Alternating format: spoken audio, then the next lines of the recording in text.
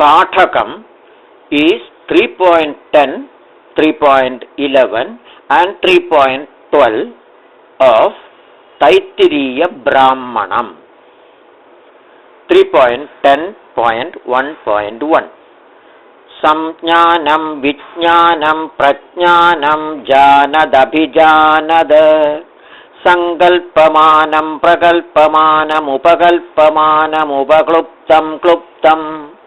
Shreyovasiya Ayat Sambhudam Bhudam Chitrakedu Prabhanabhan Sambhan Jyodishmagstejaswanatapaggstapanabhitapanna Rojano Rojamana Shobhana Shobhamana Kalyanaha Darsha Drishta Darshada Vishwarupa Sudarshana Apyayamana Pyayamana Pyayasu Nrutera Apuryamana Puryamana Purayandi Purna Paurnamasi Dada Pratata Nando Moda Pramodaha. 3.10.1.2 Aveshayan Niveshayan Samveshanas Sagum Shantashantaha Abhavan Prabhavan Sambhavan Sambhudo Bhudaha Prastudam Vishtutagam Saggastudam Kalyanam Vishwarupam Shukramamardam Tejasvitejas Samidham Arunam Bhanumanmarijimadabidapattapaswada Savida Prasavida Deepto Deepayantipyamanaha Jwalan Jwalidatapanvidapan Santapanna Rojano Rojamana Shumbhu Shumbhamano Vamaha Sudha Sunvadi Prasuda Suyamana Vipuyamana Pridi Prabhasamba Tripte Starpayandi. 3.10.1.3 Kanda Kamya Kamajada Yushmadi Kamadukha Abhishasthanumandanando Moda Pramodaha Asadayan Nishadayan Sagum Sadanas Sagum Sannas Sannaha Abhur Vibhu Prabhu Shambhur Bhuvaha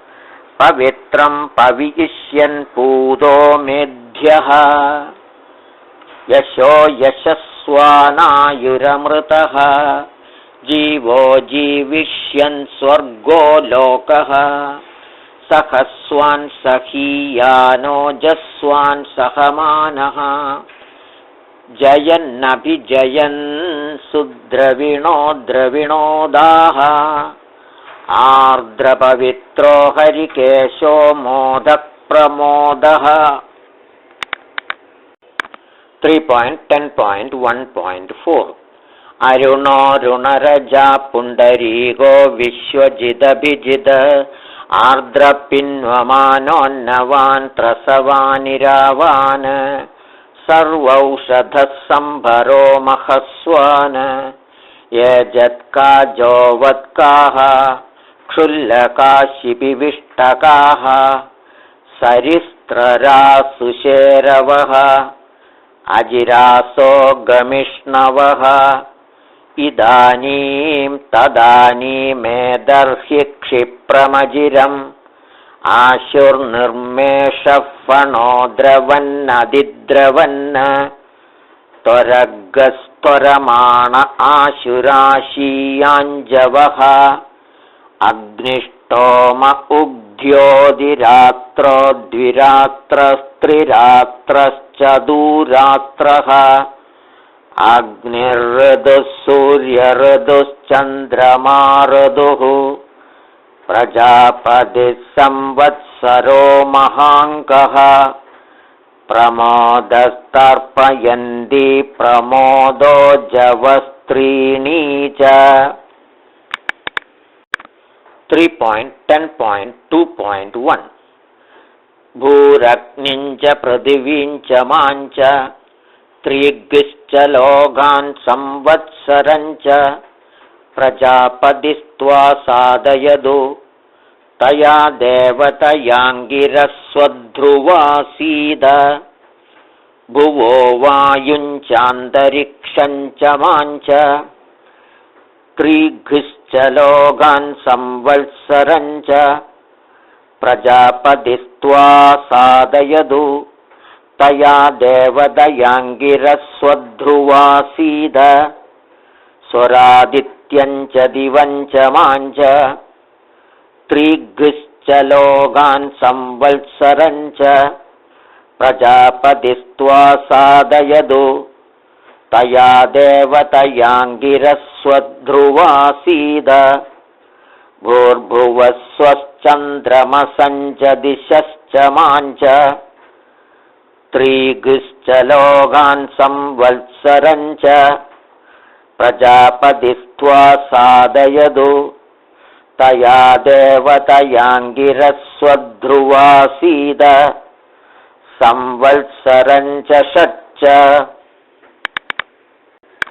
3.10.3.1 त्वमेव त्वां वेद्धयोऽसि सोऽसि त्वमेव त्वामचैषीः चिदश्चासि सञ्चितश्चास्यग्ने येदावागश्चासि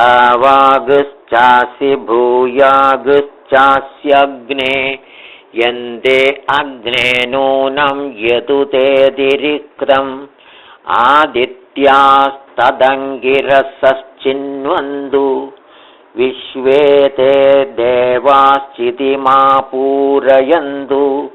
चिदश्चासि सञ्चितश्चास्यग्ने येदावागश्चासि भूयागश्चास्यग्ने माते अग्ने च येन माति च येनायुरावृक्षि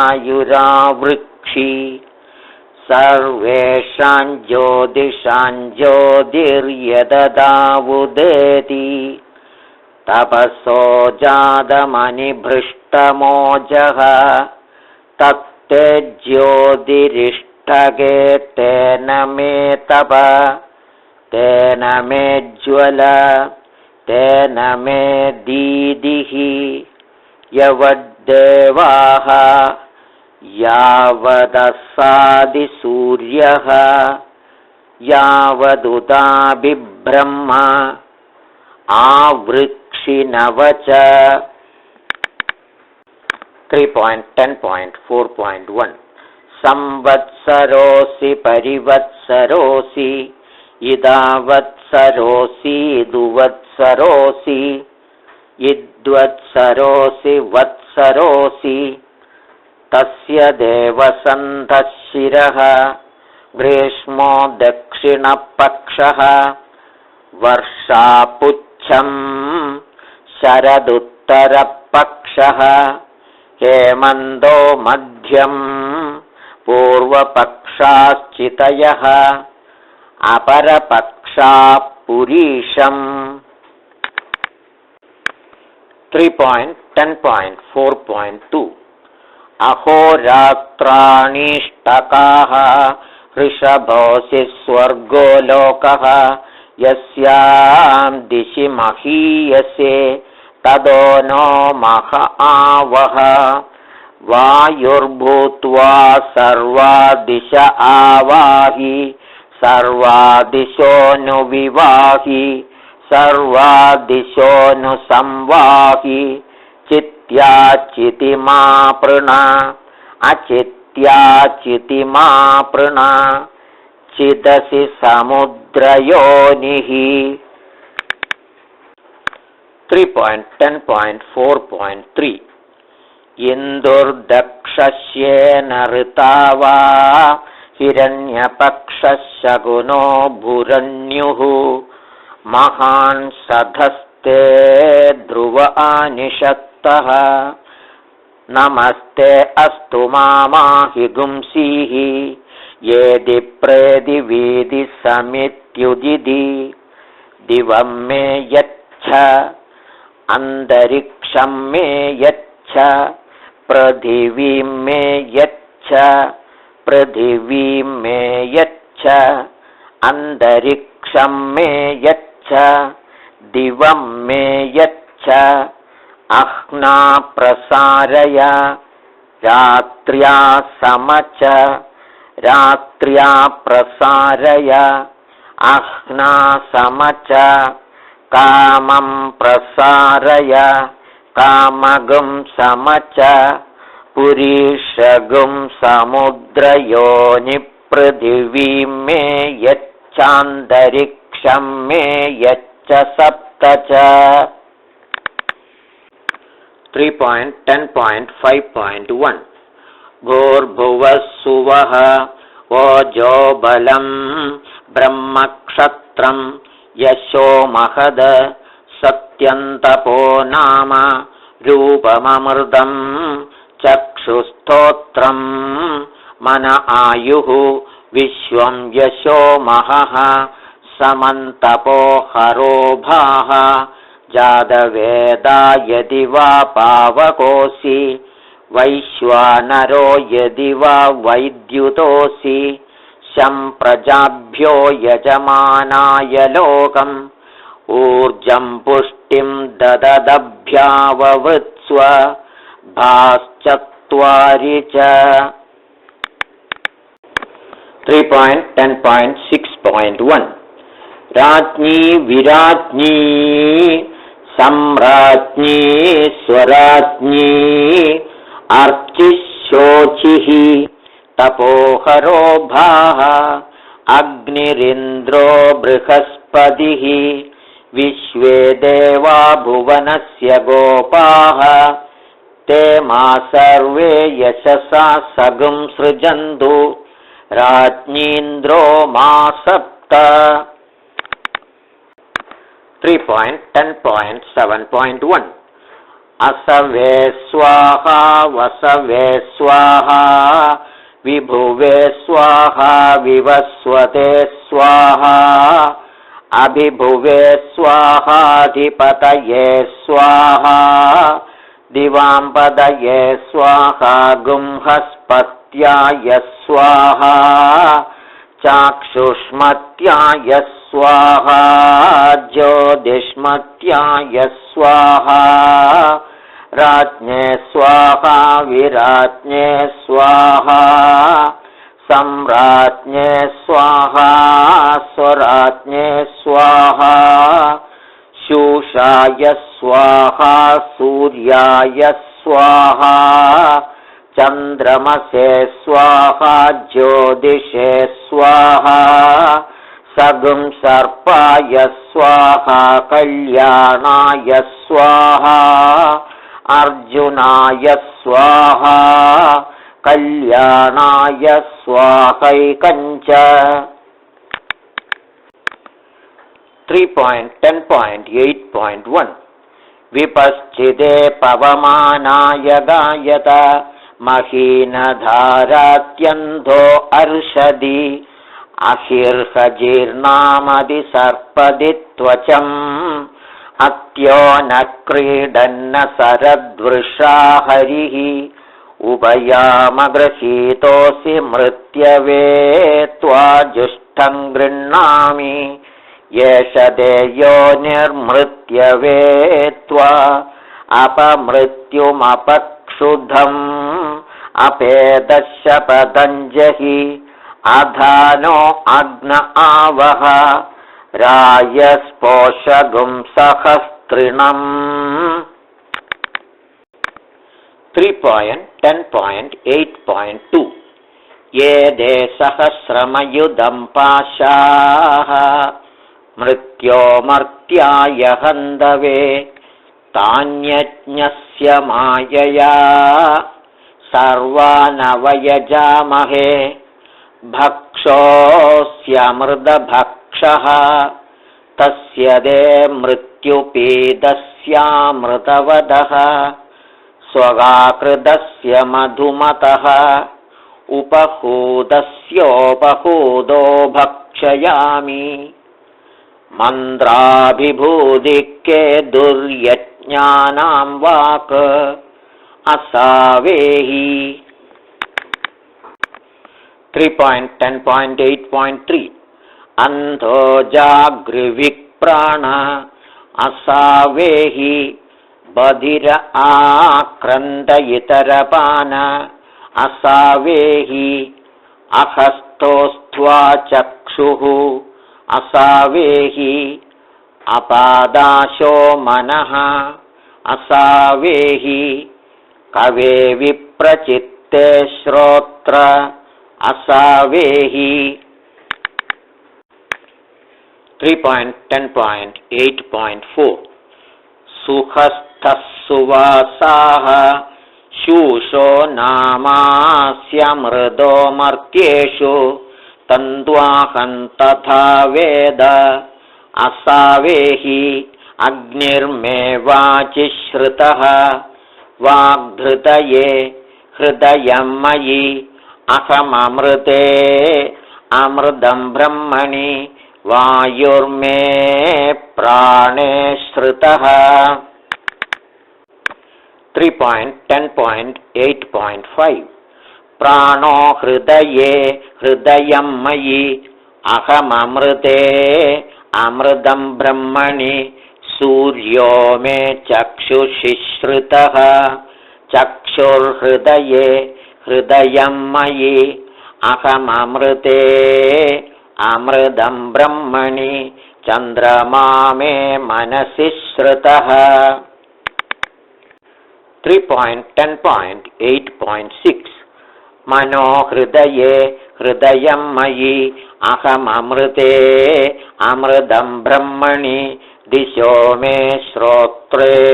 श्रुताः श्रोत्रगुं हृदये हृदयं मयि अहममृते अमृतं ब्रह्मणि आपो मे रेतसि श्रुताः 3.10.8.7 रेतो हृदये हृदयं मयि अहममृते अमृतं ब्रह्मणि पृथिवी मे शरीरे श्रुता शरीरगुं हृदये हृदयं मयि अहममृते अमृतं ब्रह्मणि ओषधि वनस्पतयो मे लोमसुश्रुताः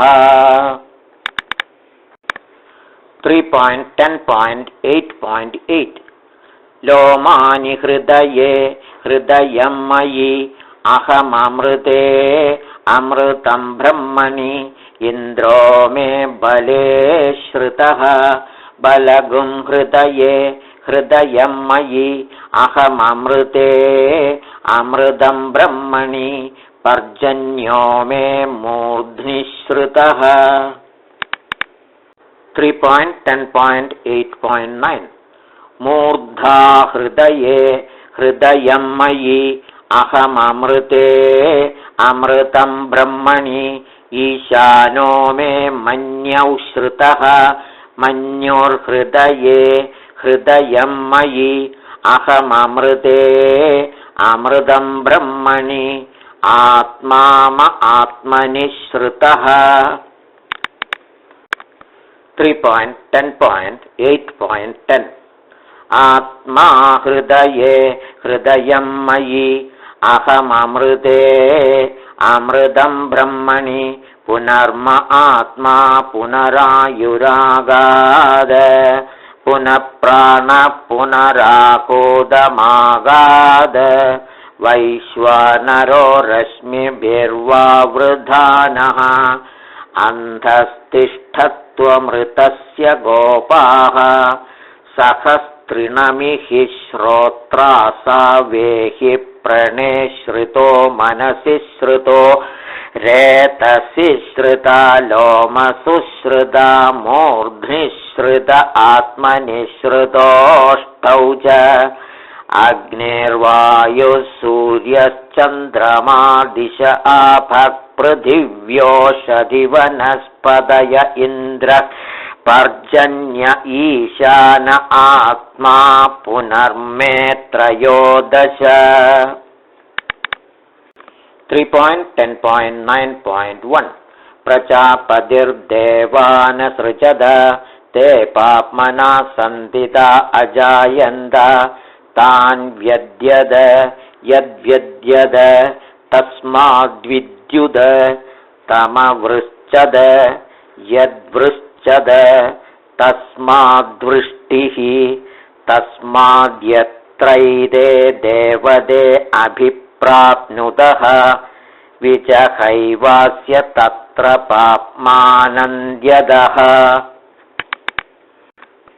3.10.9.2 वृश्चतश्च सैषामीमागुंसाग्निहोत्र एव सम्पन्ना अद्धो आहुः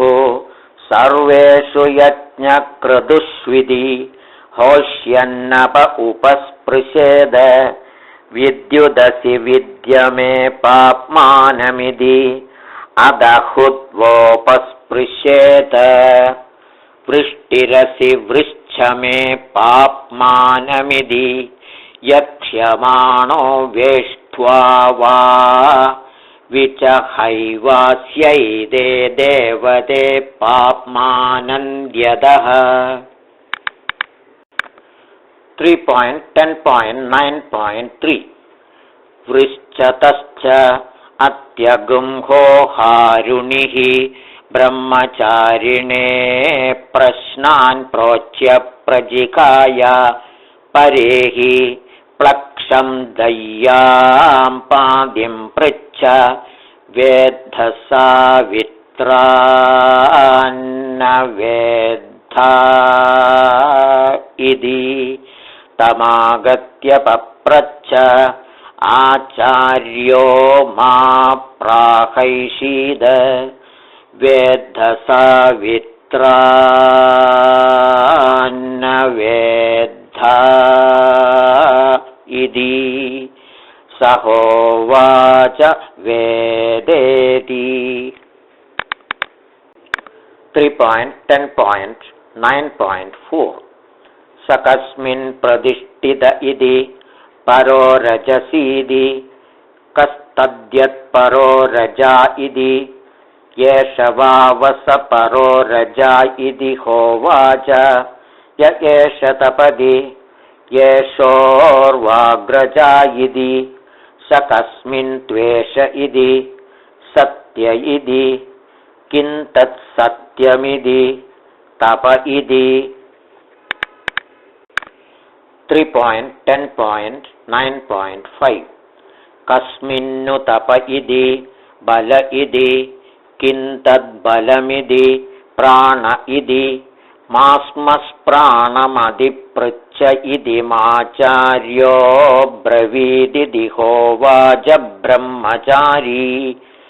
स होवाच प्लक्षो दय्यां पादिः यद्वै ब्रह्मचारिन् प्राणमत्यप्रक्ष्यः मूर्धा देव्यपतिष्यद अहमुद आचार्याच्छ्रेयान् भविष्यामि यो मा सावित्रे समवाधिष्ठेति 3.10.9.6 तस्मात् सावित्रेण संवदेद स यो ह वै सावित्रं विदुषा सावित्रे संवदते सहास्मिन् श्रियं दधाति अनुहवा अस्मा असौ तपञ्श्रियं मन्यते अन्वस्मै श्रीस्तपो मन्यते अन्वस्मै तपो बलं मन्यते अन्वस्मै बलं प्राणं मन्यते स यदाह संज्ञानं विज्ञानं दर्शादृष्टेति येष एवं तद 3.10.9.7 अथ यदाह प्रस्तुतं विष्टुतगुं सुधा सुन्वतीति येष एव तद येष ह्येव तान्यहानि येष रात्रयः अथ यदाह चित्रकेतुर्दाता प्रदाता सविता प्रसविताभिशास्तानुमन्देति येष एव तद येष ह्येव तेह्नो मुहूर्ताः येष रात्रेः 3.10.9.8 अथ यदाह पवित्रं पवयिष्यन् सहस्वान् सहीयानरुणरजायिति येष एव तद येष ह्येव तेऽर्धमासाः येष मासाः अध यदाह अग्निष्टोम उग्ध्योऽग्निर्ऋतुप्रजापतिः संवत्सर इति येष एव तद येष ह्येव ते यज्ञक्रतवः येष ऋतवः 3.10.9.9 येष संवत्सरः अध यथाः इदानीं तदानीमिति येष एव तद येष ह्येव ते मुहूर्तानां मुहूर्ताः जनकोक वैदेहः अहोरात्रैः समाजगाम तगुं होचुः यो वा अस्मान्वेद विजहत्पाप्मानमेदि 3.10.9.10 सर्वमायुरेदि अभिस्वर्गं लोकं जयति नास्यामुष्मिं लोकेन्नङ्क्षीयत इति विजहद्ध वैपाप्मानमेदि सर्वमायुरेदि अभिस्वर्गं लोकं जयति नास्यामुष्मिल्लोकेन्नङ्क्षीयते य एवं वेद अहीनाहाश्वद्यः सावित्रं विदाञ्चकार 3.10.9.11 सह हगुंसो हिरण्मयो भूत्वा स्वर्गं लोकमियाय आदित्यस्य सायुज्यं हगुंसोह वै हिरण्मयो भूत्वा स्वर्गं लोकमेदि आदित्यस्य सायुज्यं य एवं वेद देवभागोह श्रौदर्षः सावित्रं विदाञ्चकार तगुंह वागदृश्यमानाभ्युवाच 3.10.9.12 सर्वं वद गौतमो वेद यः सावित्रं वेदेति सहोवाच कैषा वागसीति अयमहगुं सवित्रः देवानामुत्तमो लोकः गुह्यं महो बिभ्रदीति एतावदिह गौतमः यज्ञोपवीदं कृत्वाधो निपपाद नमो नम इति 3.10.9.13 सहोवाच मा भैषीर्गौतम चिदो वैते लोक इति तस्माद्येके च सावित्रं विदुः सर्वे ते जितलोकाः स यो ह वै सवित्रस्याष्टाक्षरं पदग्श्रियाभिषिक्तं वेद श्रिया हैवाभिषिच्यते घृणिरिति द्वे अक्षरे सूर्य इति त्रीणि आदित्य इति त्रीणि 3.10.9.14 ये दद्वै सावित्रस्याष्टाक्षरं पदग्श्रियाभिषिक्तं य एवं वेद श्रिया हैवाभिषिच्यते तदेतदृचाभ्युक्रं ऋचो अक्षरे परमे व्योमन् यस्मिन् देवा अधिविश्वे निषेदुः यस्तन्न वेद किं ऋजा करिष्यति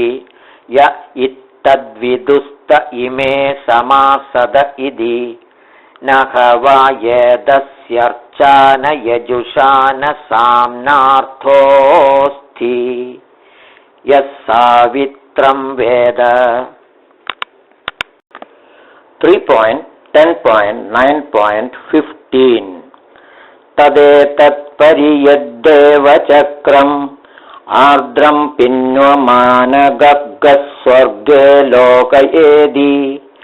विजहद्विश्वा भूतानि सम्पश्यद आर्द्रोह वै पिन्वमानस्वर्गे लोकयेदि विजहन्विश्वा भूतानि सम्पश्यन् य एवं वेद शोषोह वैवार्ष्णेयः आदित्येन समाजगाम तगुंहोवाच ये हि सावित्रं विद्धि अयं वै स्वर्ग्योऽग्निः पारयिष्णुरमृतात् सम्भूत इति एष वावस सावित्रः य एष तपति ये हि मां विद्धि इति हैवैनं तदुवाच द्यदो वेदेदि तप इति समवादिष्टेदि तत्रात्रेर्हृतवयेदि चकारोवाच नम इत्यादित्य इति त्रीणि सावित्रं वेद विद्धि पञ्च च प्रजापतिर्देवान् सप्ज्ञानं प्रस्तुदन्तान्यहान्येष रात्रयश्चित्रकेतुस्तेह्नो मुहूर्तरात्रे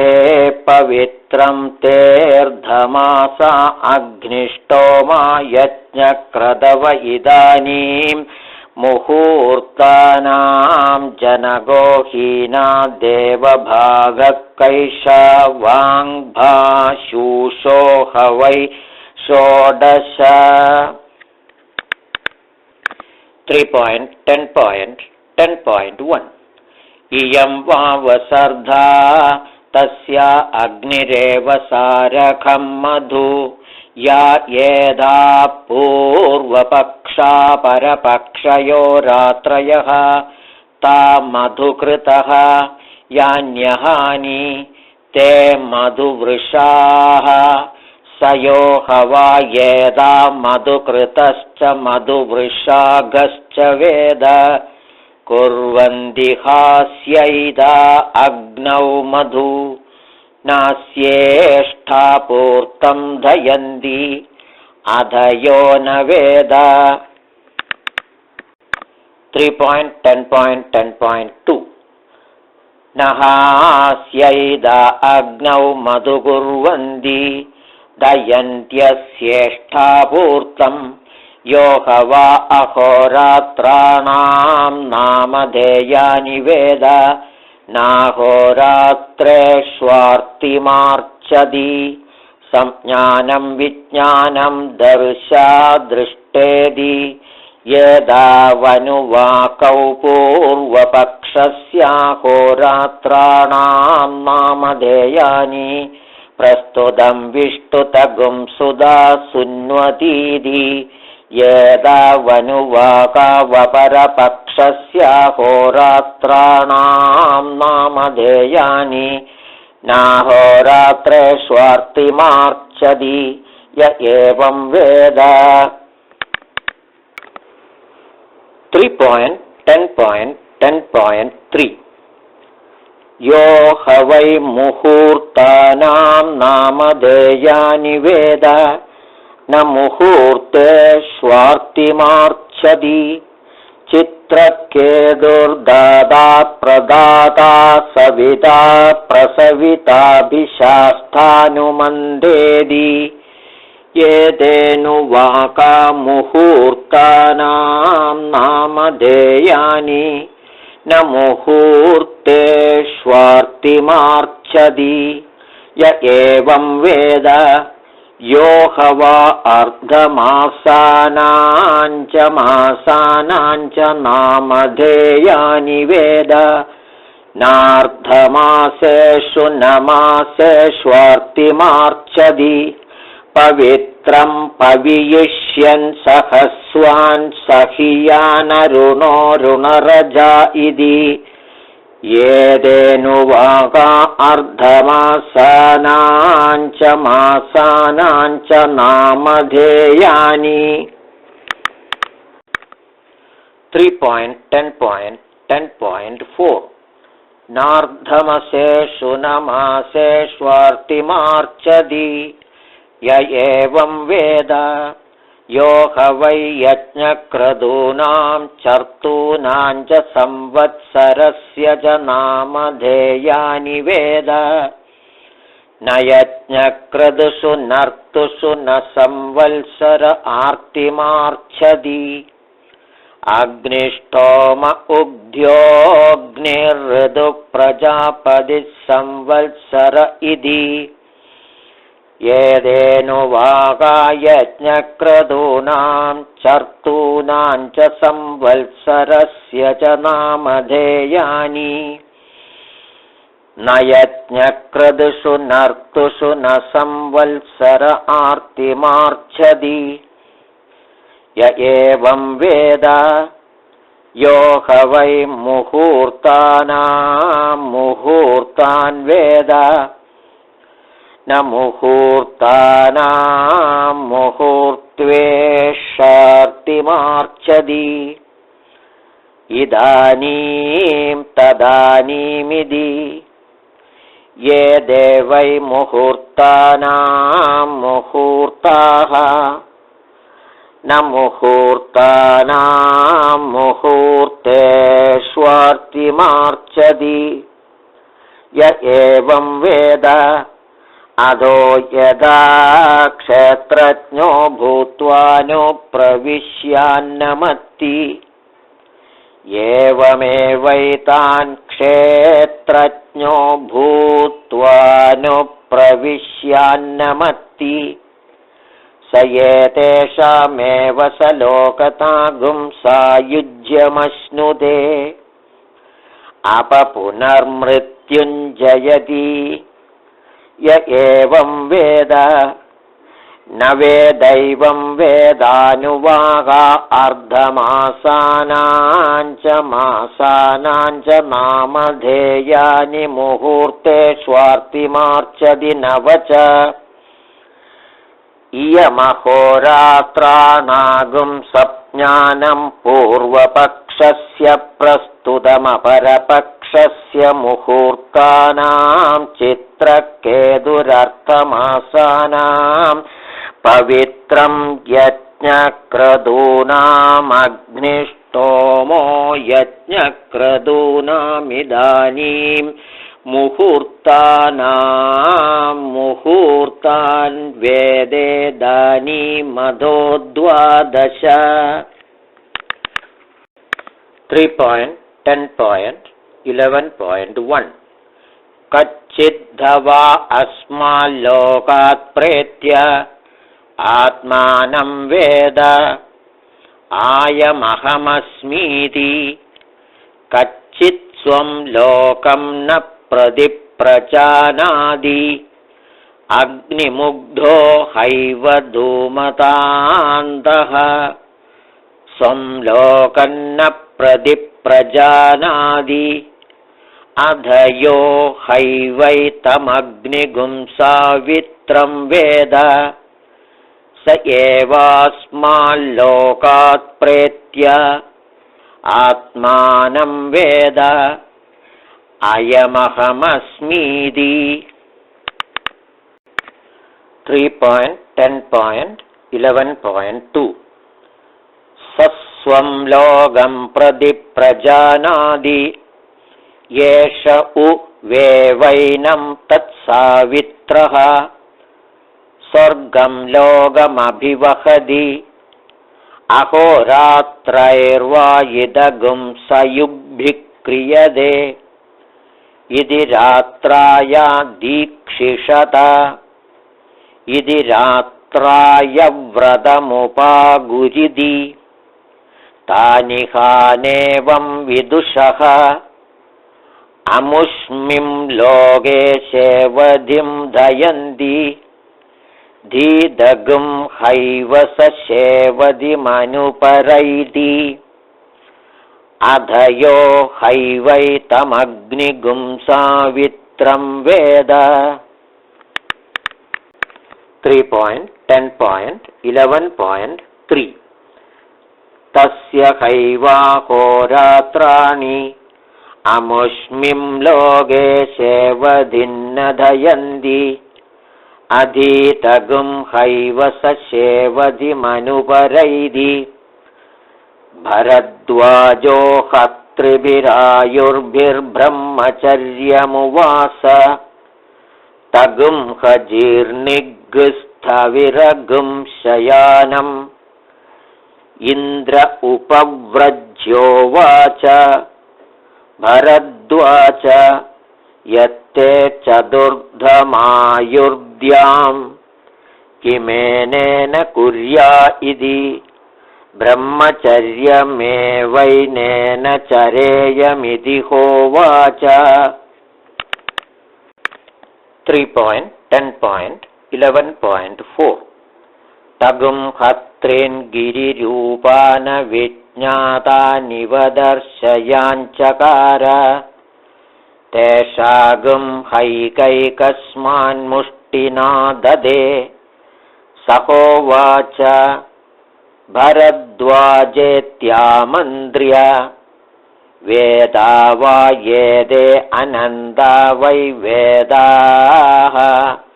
येतद्वा येतैस्त्रिभिरायुर्भिरन्ववोचधाः अधद इतरदननूक्तमेव येहीमं विद्धि अयं वै सर्वविद्येति 3.10.11.5 तस्मै हैदमग्निगुं सावित्रमुवाच तगुं स विदित्वा अमृतो भूत्वा स्वर्गं लोकमियाय आदित्यस्य सायुज्यम् अमृतो हैव भूत्वा स्वर्गं लोकमेदि आदित्यस्य सायुज्यं य एवं वेद येषो एव त्रयी विद्या 3.10.11.6 यावन्दगुं हवैत्रय्या विद्यया लोकं जयति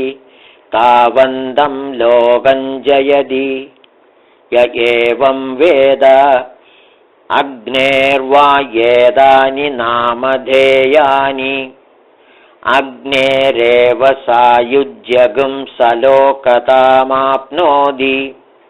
य एवं वेद वायोर्वा येदानि नामधेयानि वयोरेव सायुज्यगुं सलोकतामाप्नोति य एवं वेद इन्द्रस्य वा येदानि नामधेयानि 3.10.11.7 इन्द्रस्यैव सायुज्यगुं सलोकतामाप्नोति य एवं वेद बृहस्पतेर्वा येतानि नामधेयानि बृहस्पतेरेव सायुज्यगुं सलोकतामाप्नोति य एवं वेद प्रजापतेर्वा येतानि नामधेयानि प्रजापतेरेव सायुज्यगुं सलोकतामाप्नोति य एवं वेद ब्रह्मणो वा येतानि नामधेयानि ब्रह्मण एव सायुज्यगुं सलोकतामाप्नोति य एवं वेद स वा येषोऽग्निरपक्षपुच्छो वायुरेव तस्याग्निर्मुखम् असावादित्यः शिरः स यदेदे देवते अन्तरेण तत्सर्वगुं सीव्यति तस्मात् सावित्रः अयमहमस्मीति वेदहोवाच सर्वविद्येति विद्रेन्द्रस्य वा एतानि नामधेयानि ब्रह्मण एव सायुज्य गुंसलोकतामाप्नोति सप्त च अग्नेर्वायोरिन्द्रस्य बृहस्पते प्रजापतेर्ब्रह्मणो वै सप्त संज्ञानं भूस्त्वमेव संवत्सरोऽसि भूराज्ञसवे विपश्चिते प्रजापतिर्देवानियं